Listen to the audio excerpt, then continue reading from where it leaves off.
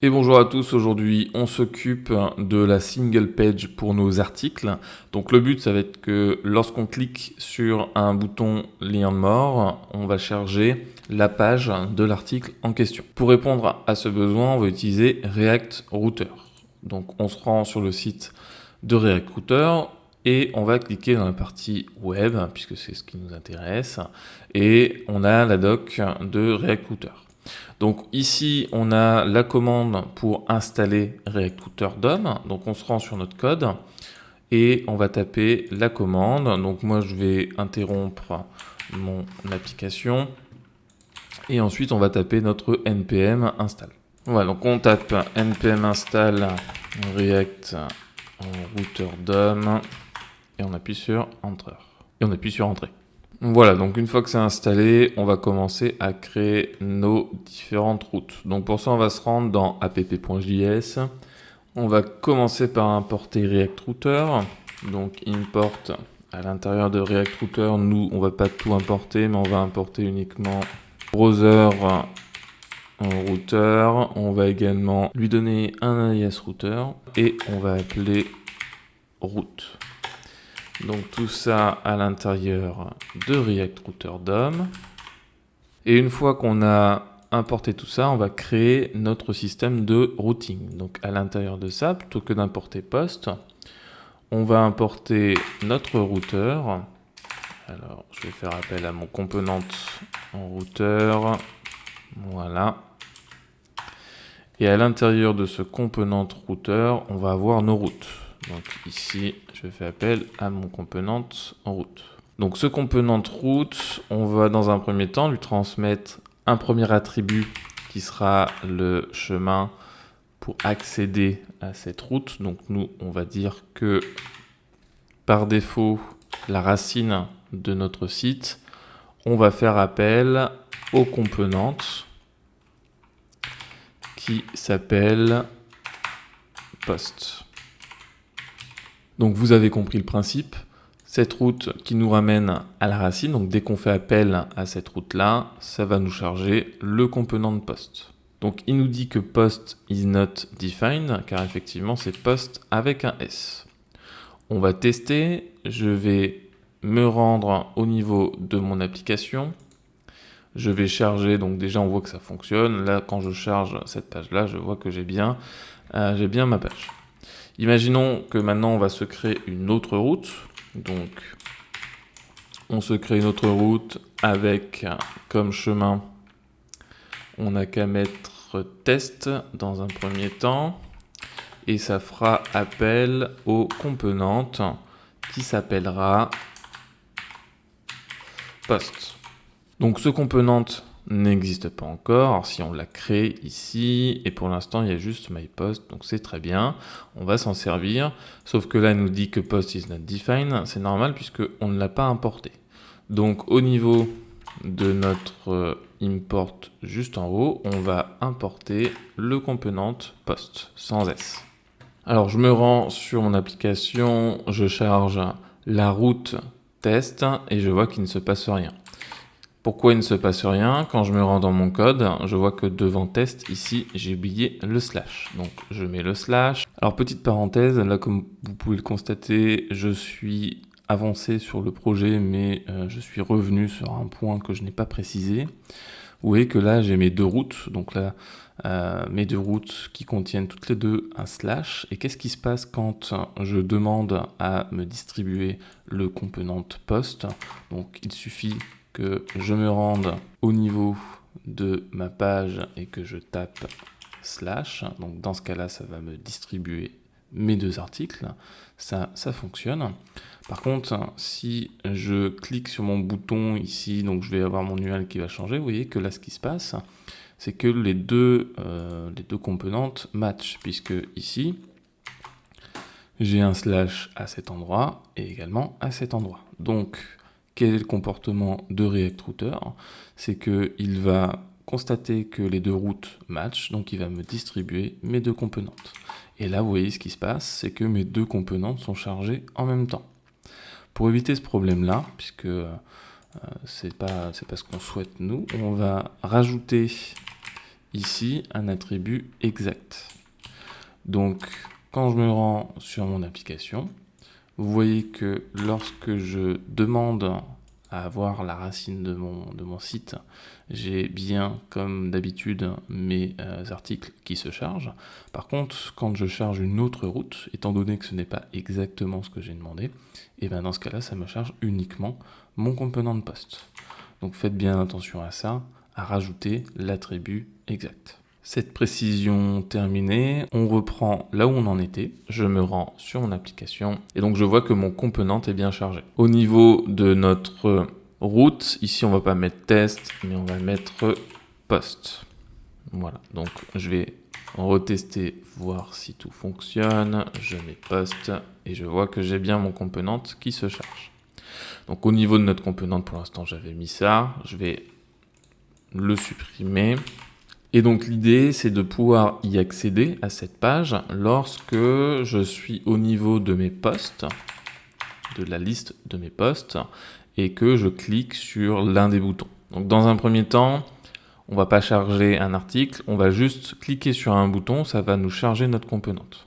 Donc pour ça, on va se rendre sur notre card post et on va devoir faire des liens avec React Router DOM. Donc pour faire des liens avec React Router DOM, on va devoir importer les components link from.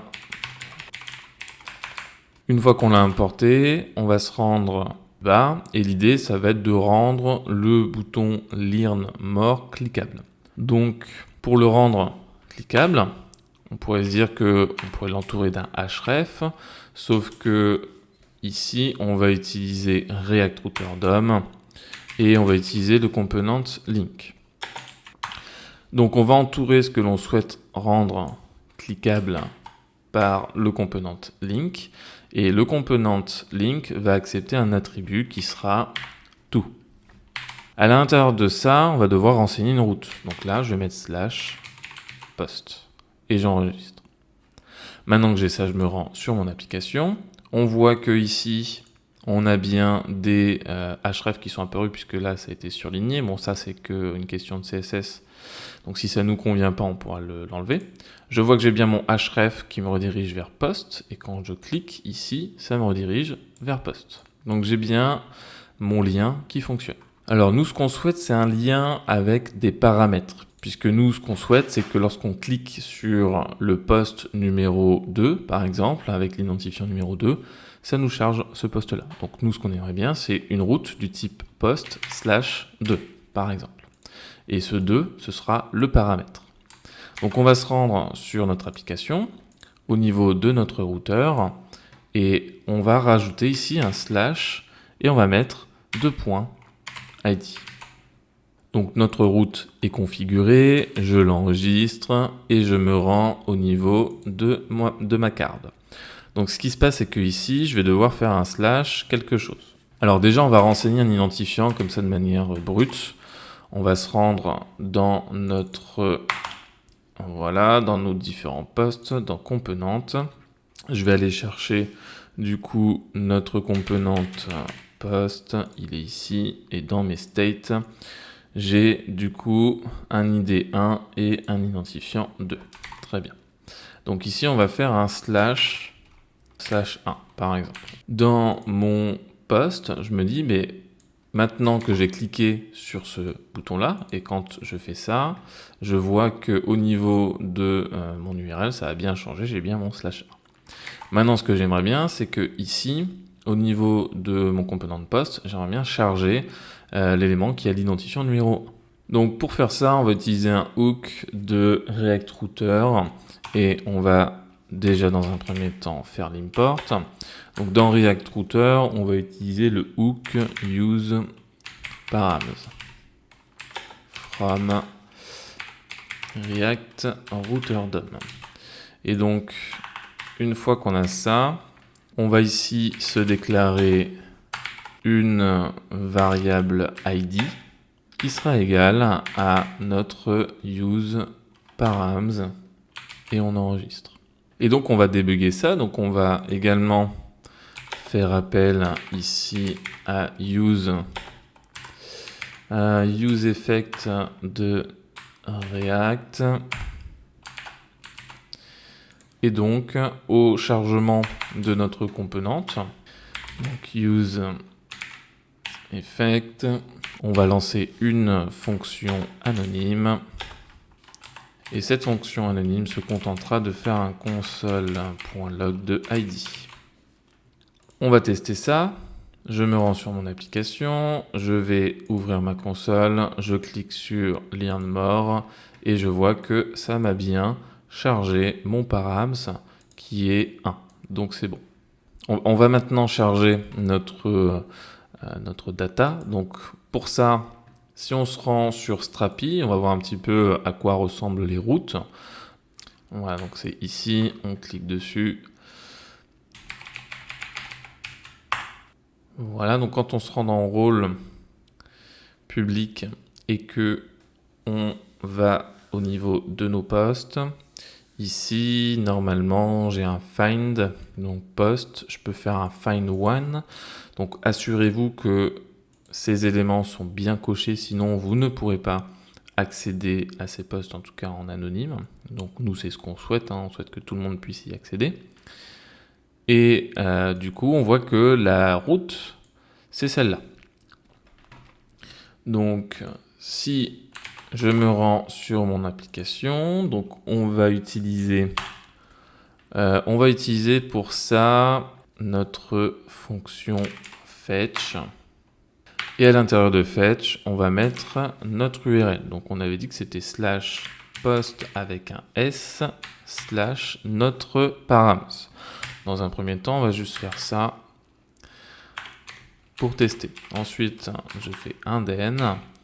Je vais avoir ma response que je vais parser en JSON. Et ensuite, je vais pouvoir ici faire un console.log de ma réponse.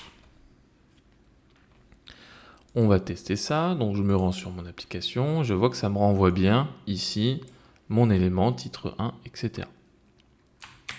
Alors ce qui se passe, c'est que le paramètre qui est ici, il doit être dynamique. Là, je l'ai mis en dur, mais il doit être dynamique. Donc on va faire de la concaténation.